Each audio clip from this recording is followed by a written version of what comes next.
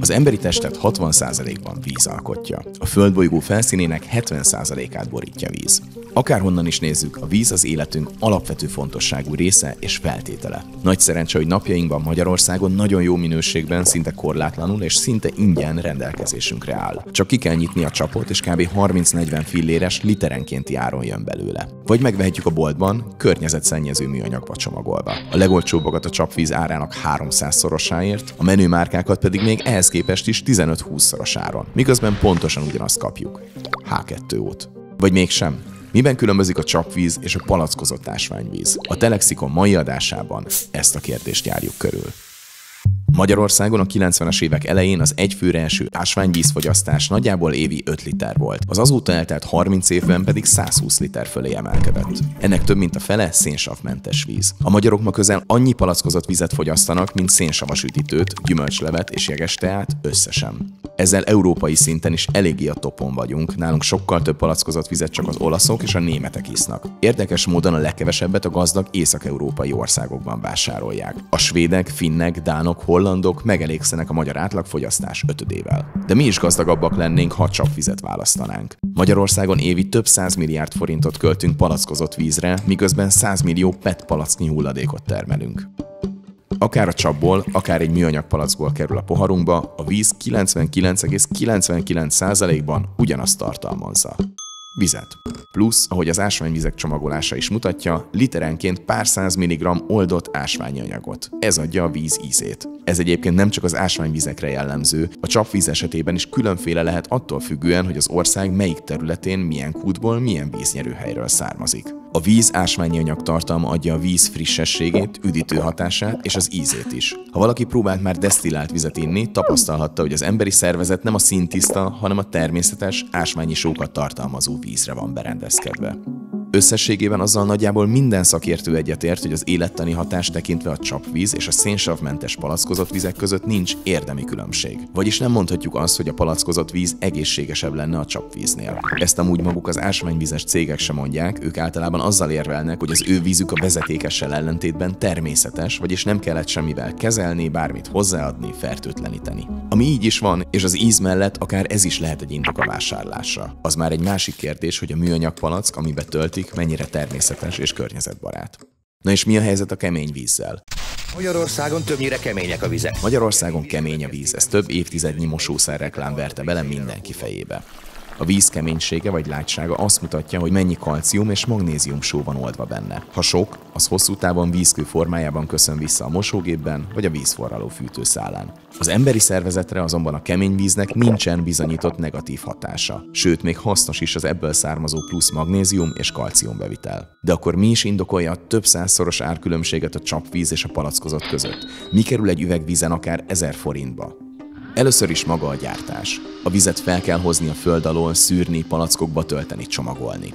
Aztán ott a szállítás, ami különösen a prémium vizeknél drága mulatság, amiket a félvilágon átutaztatnak. A Fidzsi víz például tényleg Fidzsi szigetéről származik, Óceánia kellős közepéről, vagyis alsó hangon 16 000 kilométert utazik, mire egy magyar boltba eljut. Vagy ott van az Amerikában most nagyon trendi Liquid Death, amit az osztrák Alpokban készítenek, töltenek fémdobozba, aztán átrepítik az Atlanti óceánon, hogy ott azzal reklámozzák, hogy mennyivel környezetbarátabb, mint a PET palackos vizek. És ha már itt tartunk, a marketing szintén komoly összegeket emészt fel, az ásványvizes cégek tipikusan a legnagyobb reklámozók közé tartoznak. Muszáj is nekik, hiszen ízre a vizek alig-alig különböznek egymástól, ezért marketinggel kell felépíteni a márkahűséget.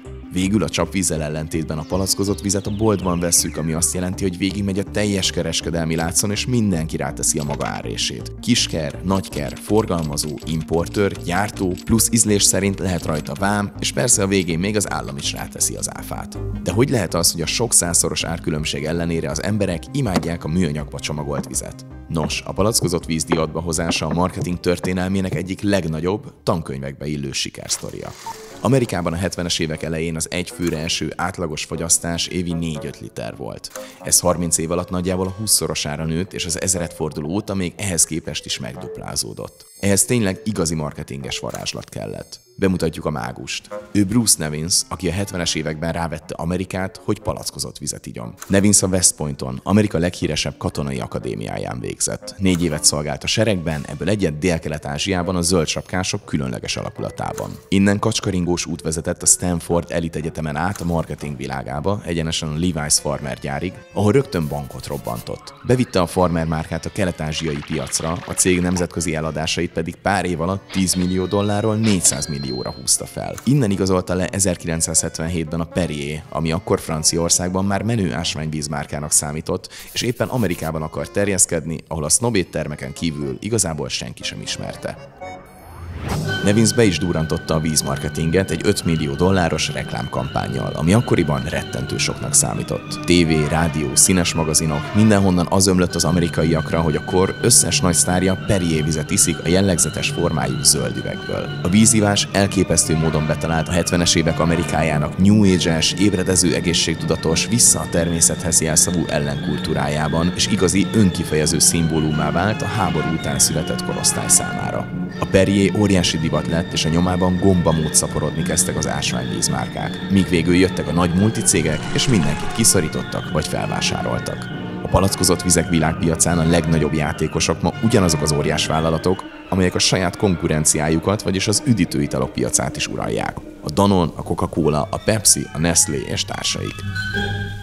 A 2010-es évekre a nyugati világ legtöbb országában a palackozott vizek fogyasztása megelőzte a szénsavas üdítőkét. Bármilyen hihetetlen, de az emberek több vizet vásárolnak, mint kólát, pedig előbb ugye jön a csapból is. A piac viszont telítődött, egyre nehezebb lett újat mutatni, ami nem is meglepő, tekintve, hogy a különféle palackozott vizek azért mégiscsak 99,9%-ban ugyanabból állnak. Így jutottunk el oda, ahol ma vagyunk, az ízesített, vitaminokkal dúsított vizek aranykorába. Vagyis nagyjából visszatértünk a szénsavas üdítőkhöz, csak kevesebb cukorral és ásványvízként marketingelve. Mindez aztán néha vicces vadhajtásokhoz vezet. Ilyen volt például, amikor a fogyasztóvédők beperelték a Coca-Colát a Vitamin Water márka nevű vízük félrevezető hirdetései miatt, és a cég ügyvédei azzal védekeztek, hogy nem életszerű feltételezni, hogy egy észszerűen viselkedő fogyasztó elhiggye, hogy a Vitamin Water egészséges ital.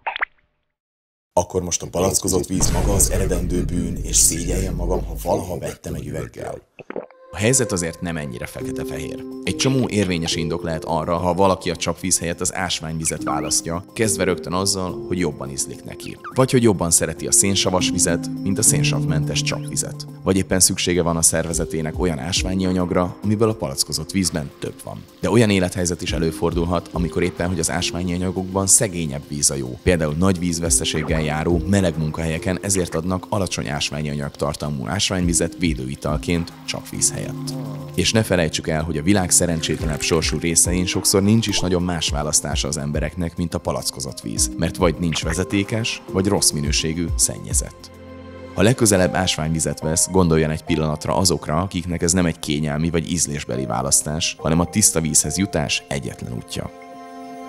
És az Isten szerelmére ne dobálja szanaszét a műanyag palackokat, ha már egyszer létezik a Szelektív Kuka Intézménye.